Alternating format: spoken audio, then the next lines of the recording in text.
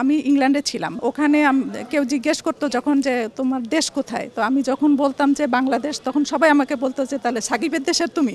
প্রত্যেকটা মাই আমার মনে হয় চায় যে সবার ঘরে ঘরে সাকিব আসুক। যদি সুযোগ থাকে, আমি যদি দেশে যেয়ে খেলতে পারি, মিরপুর টেস্ট হবে আমার জন্য লাস্ট, স্পেশালি টেস্ট ক্রিকেটে। দেশের ক্রিকেট ইতিহাসের সবচেয়ে বড় নক্ষত্রের থেমে যাওয়া। ভারতের মাটিতে দ্বিতীয় টেস্টের আগে এসেছে ঘোষণাটা। বজ্রপাতের মতোই সাকিবের এই বিদায় আছড়ে পড়েছে ভারত থেকে 790 মাইল দূরে মিরপুরের হোম অফ ক্রিকেটে। মিরপুরে বয়সভিত্তিক দলের ট্রায়ালে উপস্থিত হৃদয়ে ক্রিকেটার হওয়ার স্বপ্ন বোনা হাজারো তরুণ। সাকিবের আকস্মিক বিদায় যারা মেনে নিতে পারেনি সহসা। সত্যি কথা বলতে গেলে আসলে আমার জায়গা থেকে যদি আমি প্রথমে বলি, আমার একটা স্বপ্নই ছিল আমি সাকিব ভাইয়ের সাথে ড্রেসিং রুম শেয়ার করব।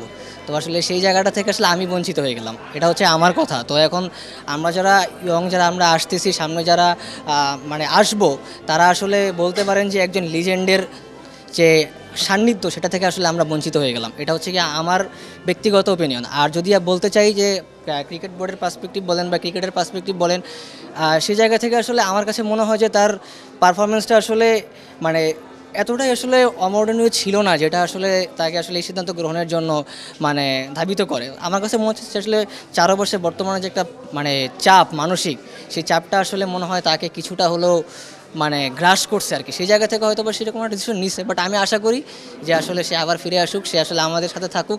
অ্যাটলিস্ট আমরা যারা ইয়ং আছি তারা যেন তার থেকে কিছু হইলেও শেখার মতো, যেন তার সাথে যেন কিছু সময় হলে আমরা স্পেন্ড করতে পারি আর কি। আমরা তার খেলা দেখি আমরা এখানে এসেছি যেন তার মতো আমরা খেলতে পারি। সে অবসর নিয়েছে, এটাও আমাদের জন্য অনেক দুঃখজনক। আসলে সাকিব আল হাসান হলো আমাদের গর্ব, বাংলাদেশের একটা রত্ন। তো তার অবসরে আমরা আসলে আমাদের মন খারাপ হওয়ার মতোই। আমাদের ছেলেরা সাকিব ভাইকে অনেক অনেক মিস করবে। আর প্রথমত তার আরও কিছু দেওয়ার ছিল বাংলাদেশ ক্রিকেট বোর্ডকে, টিমকে। তো আমাদের একাডেমিতেও আমরা তো রুট লেভেলে কাজ করি।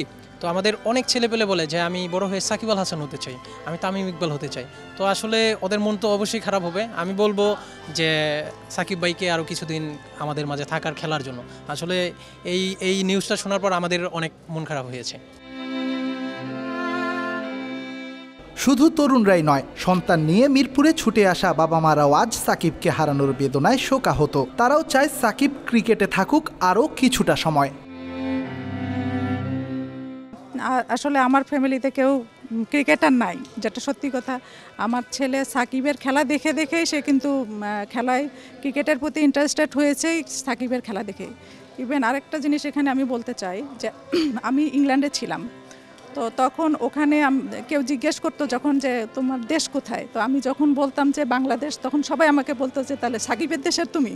মানে এটা আমার কাছে অনেক ভালো লাগতো যে আমাদের দেশকে রিপ্রেজেন্ট করে কারা, আমাদের প্লেয়াররাই, এরাই হচ্ছে রিপ্রেজেন্ট করতেছে। কিন্তু সাকিব এত তাড়াতাড়ি অবসর নেওয়াটা আসলে ঠিক হয়নি। ওনার আরও থাকা উচিত ছিল, আমাদের দেশের জন্য থাকা উচিত ছিল, ক্রিকেটের জন্য থাকা উচিত ছিল।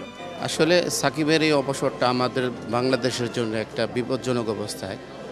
আমি মনে করি যে সাকিব আল হাসান এই সিদ্ধান্তটা না নিয়ে যদি সাকিব আল হাসান আর 2 বছর যদি সময় দিতে, আগামী বিশ্বকাপটা যদি সাকিব আল হাসান সময় দিতে পারে, তাহলে আমি মনে করি বাংলাদেশ একটা ভালো জায়গায়, ক্রিকেটে ভালো জায়গায় ফিরবে।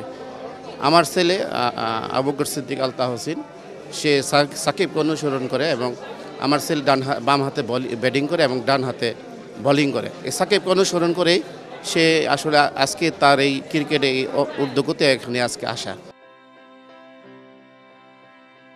রেদওয়ান শাওন, ৭১।